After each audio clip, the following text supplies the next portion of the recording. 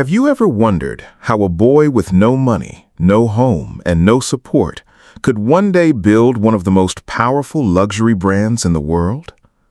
This is not just a story about success. It is a story of pain, survival, and a dream that refused to die. It is the journey of Louis Vuitton, a boy who started with nothing and changed the world of luxury forever. Imagine being born into poverty so deep that even basic food is uncertain. No comfort, no safety, no future. That was the reality for Louis. He was born in 1821 in a small village in France. His father was a carpenter, working long hours with wood just to earn enough to survive. His mother made hats, sewing day and night. But even with all their effort, the family struggled to meet their basic needs. Their home was small, cold, and uncomfortable. Winters were especially harsh. There was no proper heating, no warm bedding, and very little food. Life was a daily struggle. As a child, Louis did not experience the joy that many children do. There were no toys, no school education, and no easy days. Instead, he worked alongside his father. He carried heavy wood, cleaned tools, and learned hard labor from a very young age. But even in this difficult life, something inside him was different. Every day, travelers passed through his village. They wore elegant clothes and carried beautiful wooden trunks. Louis would watch them closely, full of curiosity. Where were they going? What kind of life did they live? Who made those trunks? These questions stayed in his mind.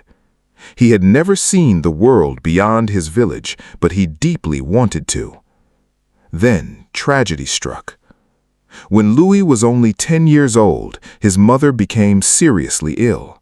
There were no doctors nearby, no proper medical care.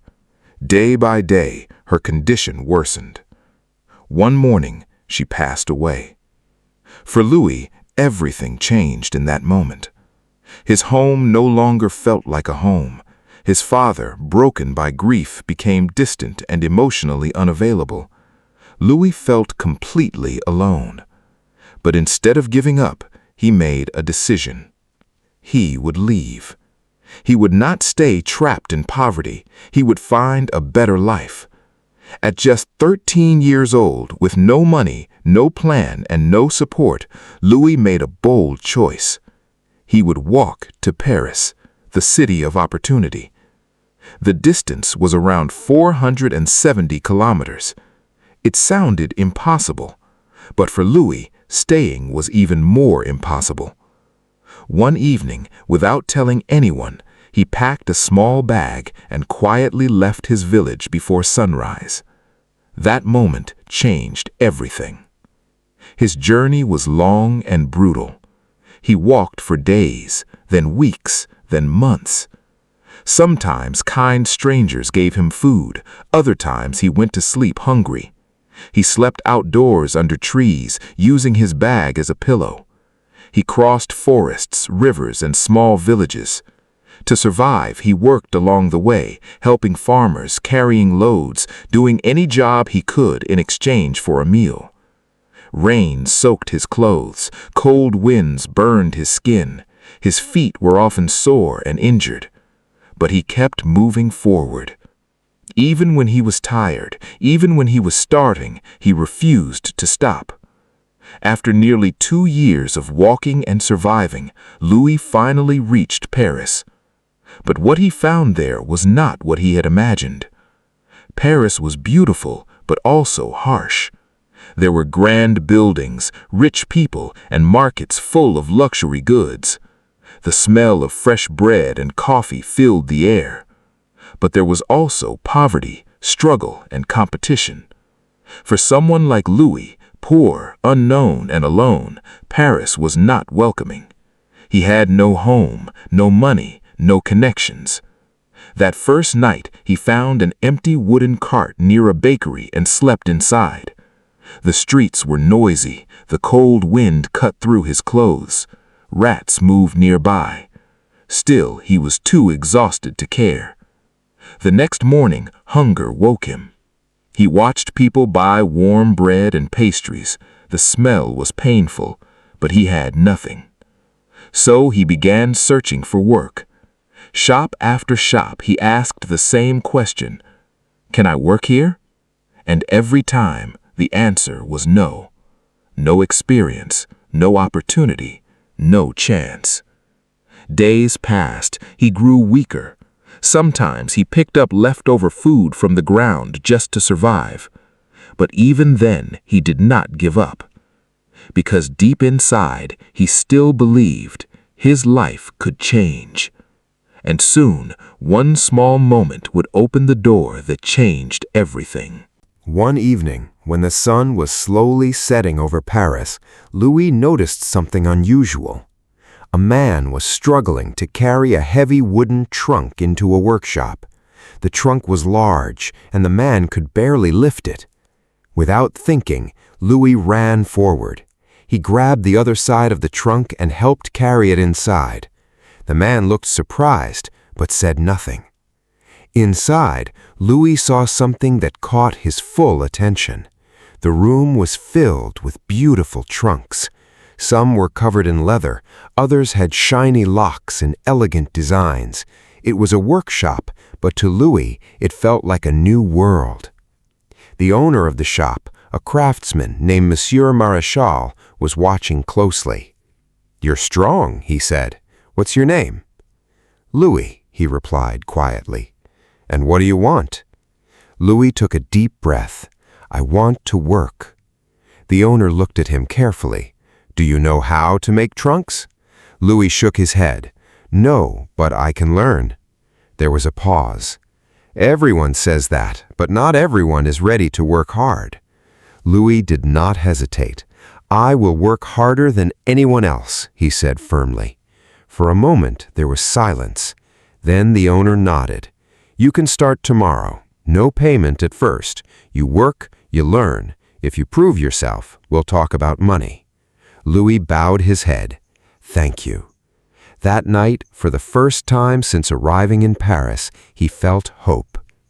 The next morning, he arrived before sunrise. The workshop was cold. The smell of wood and glue filled the air.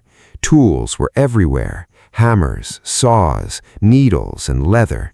At first, his tasks were simple.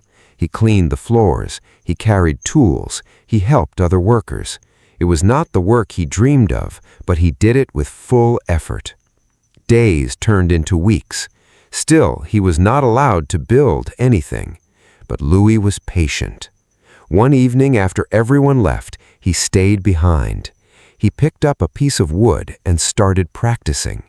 He copied what he had seen during the day, cutting, shaping, and stitching.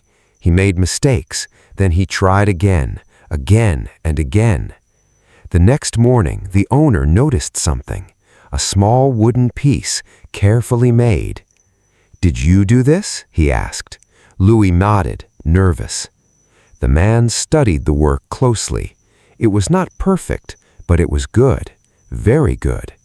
From that day, everything began to change. "Stay after work," the owner said. "I'll teach you." And Louis did not waste a single moment.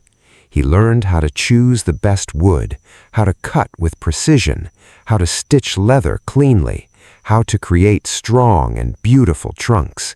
He watched every move. He practiced every night. Months passed, then years. Slowly, he transformed. He was no longer just a helper. He became a skilled craftsman. By the time he turned 20, his work stood out. He was faster, more precise, more creative. Customers started asking for him by name. "I want my trunk made by Louis." His reputation grew across Paris. And then, one day, something extraordinary happened. A woman entered the workshop. She was elegant, confident, surrounded by attention. Her name was Empress Eugenie, one of the most powerful women in France. The room became silent. She was not there for an ordinary purchase. "I need a trunk, but not like the others," she explained.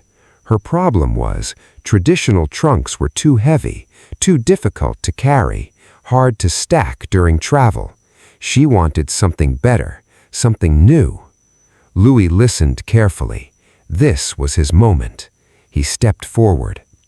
"What if I create a trunk that is light, easy to carry, and flat on top?" he asked. "A flat top?" the owner whispered in shock. At that time, trunks were always rounded. No one had ever suggested this idea. Louis continued, "If the top is flat, they can be stacked, and instead of heavy leather, we can use a lighter material." The room was quiet. Everyone waited. The Empress looked at him with interest. "Can you do it?" she asked. Louis answered without fear, "Yes, I can." She gave a small smile. "Then do it." From that moment, Louis worked like never before. Day and night, he chose lighter wood to reduce weight. He redesigned the structure. He replaced heavy leather with a waterproof canvas. He focused on every detail. He barely slept. He skipped meals. His hands were full of cuts, but he did not stop. Finally, the trunk was ready. It was elegant, light, strong, different. When the Empress saw it, she ran her hand across the surface. She checked the locks, the stitching, the design. Then she looked at Louis. "This is extraordinary," she said. In that moment, his life changed forever. She appointed him as her personal trunk maker, and suddenly everyone wanted his work. The richest people in Paris, nobles, travelers, all came to him. But Louis understood something important. He was still working under someone else. No matter how skilled he was, he did not control his future. So he made another bold decision. He would start his own business. With very little money, he opened a small workshop. It was simple, just a few tools, one workbench, but it was his. He placed a sign outside, "Louis Vuitton, trunk maker." His journey had entered a new stage, but success was not guaranteed. In fact, a major challenge was about to test him again. Starting his own workshop was a dream come true, but reality was much harder than he expected. In the beginning, Louis worked completely alone. There were no employees, no team, no safety net. Every trunk was made by his own hands. From early morning until late at night, he worked without rest, cutting wood, shaping frames, stitching fabric. Every detail depended on him. Some days he barely had time to eat. Still, he kept going, because this was no longer just survival. This was his dream. Slowly, orders began to come in. People who had heard about his work started visiting his small shop. His unique flat-top trunks and lightweight designs were different, and people noticed. It felt like things were finally improving. But then, disaster struck. A war broke out in France. The streets of Paris became unstable. Fear spread everywhere. Wealthy families left the city. Businesses closed. Markets collapsed. Luxury items were no longer important, and Louis's workshop went silent. No customers, no orders, no income. For the second time in his life, he stood on the edge of losing everything. But this time, he had something he didn't have before: experience and belief. He refused to give up. To survive, he made difficult choices. He sold some of his tools, he reduced costs, he kept working, even when there was no guarantee of success. Days turned into months. The pressure grew. But then, everything changed again. The war ended. Peace slowly returned, and with it, something else returned: travel. People began to move again. Wealthy clients came back, and they were looking for something new, something better, and Louis was ready. Orders started coming in, first a few, then many. His workshop, once empty, became busy again. But this time, Louis did not just rebuild, he expanded. He opened a larger workshop outside Paris. He hired workers. He trained apprentices. He created new designs and improved his techniques. He was no longer just a craftsman. He was building a brand. Around this time, his personal life also grew. He married Clémence Émilie Perillo, a supportive partner who believed in his vision. Together, they had a son, Georges Vuitton, who would later play an important role in the business. But success came with sacrifice. Louis spent most of his time working, long nights in the workshop, endless focus on perfection. He missed many moments with his family, because in his mind, one idea was always clear. If you want to build something that lasts, it must be exceptional. Louis also understood something very powerful about business. He did not try to sell to everyone. Instead, he focused only on wealthy customers. Why? Because wealthy people influence trends. If they use something, others will want it too. And more importantly, they value quality and uniqueness more than price. So Louis created products that were not just useful, but special. Owning one of his trunks became a symbol, a sign of status. Over time, his name became known across France. Louis Vuitton was no longer just a person. It was becoming a symbol of excellence. Years passed and his business continued to grow. But in 1892, Louis Vuitton passed away. His journey came to an end. Before his death, he gave one important message to his son, George. Never sell cheap, never lose quality. Our name must always stand for the best. George took those words seriously. He expanded the business further. He introduced new products like handbags and accessories. He also created the famous LV monogram to protect the brand from copies. As time went on, the company grew beyond France. It became global.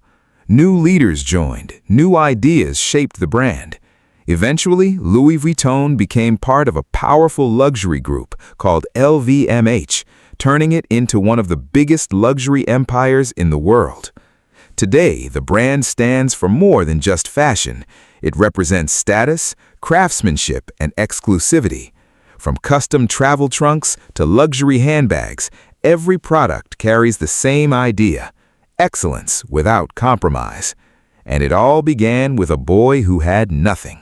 No money, no home, no support, only a dream and the courage to follow it. This story reminds us that success is not about where you start. It is about how far you are willing to go. Thank you for listening to this journey. If you enjoyed this story, keep learning, keep growing, and continue improving your English through stories like this. Your journey is just beginning.